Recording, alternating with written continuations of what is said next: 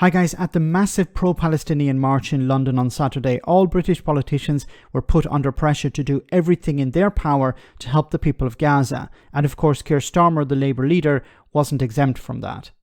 Community leaders, members of parliament and commentators were invited to speak to a crowd of over 100,000.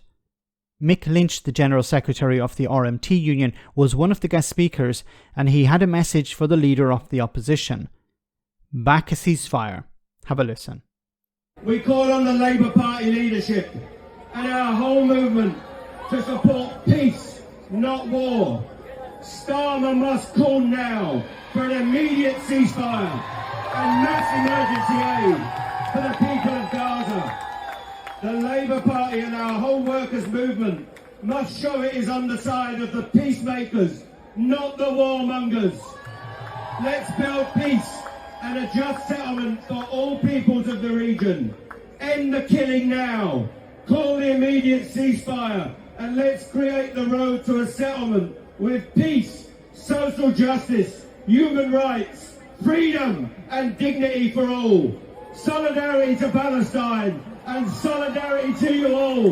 Build the peace, end the war. I love Mick Lynch. It's always a pleasure to listen to him, and it would be wonderful if he was to run for Parliament. Anyway, so the message here, of course, to Keir Starmer is back a ceasefire. Now, a big problem for Keir Starmer, and I think this is going to be a big problem for him going forward as well, is that he takes a particular approach to politics, a type of put his finger in the air and see which way the wind is blowing. And this has worked for him in a number of areas, including Brexit. I said before that while we care about Brexit, the general public want to move on from it. And I think this has been the Labour Party approach. Don't talk too much about Brexit. If we are going to have a better relationship with the European Union, do it all behind closed doors. That's what the policy is believed to be when Labour eventually enter power. But by not talking about things, you allow others to create the narrative instead. So Keir Starmer, when it came out at the beginning of this saga, Keir Starmer came out fully in support of the Israeli government, saying that they have the right to defend themselves.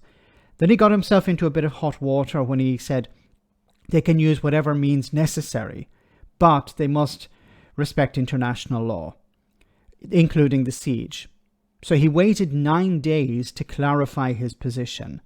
Now, in those 9 days, he allowed others to write the narrative for him. I think Keir Starmer's approach to not talking about things is risky, because if he doesn't speak about something, somebody will speak on his behalf. And that could be the Tories. It could be other political parties. So if he's not stepping forward and saying, this is what I believe, he will allow others to do it. And this is the consequence of that. There is a massive split in the Labour Party at the moment. There is the wing that wants Starmer to be more supportive of Israel, while there's another wing that wants him to be more supportive of the people of Gaza. And unless this situation is resolved quickly, it could create massive problems for him at the general election, because he is presenting a party of unity at the moment. The Tories are an absolute mess. They're tearing each other apart. And the general public are supporting Labour. In part of the reason they're supporting Labour is because of unity. They're showing themselves as a professional party. There's no infighting, and we are the party for government. While if you look at the Tories, they're, as I said, tearing themselves apart. But if Starmer isn't able to present unity, then he risks losing votes at the next general election. And there have already been councillors who have resigned. Labour councillors have resigned over his stance. And unless the situation in the Middle East is resolved to a certain extent, anytime, if it's not resolved soon, then this could harm Starmer at the general election. But his approach of checking which way the wind is blowing has worked in some areas, but I don't think it's going to work here.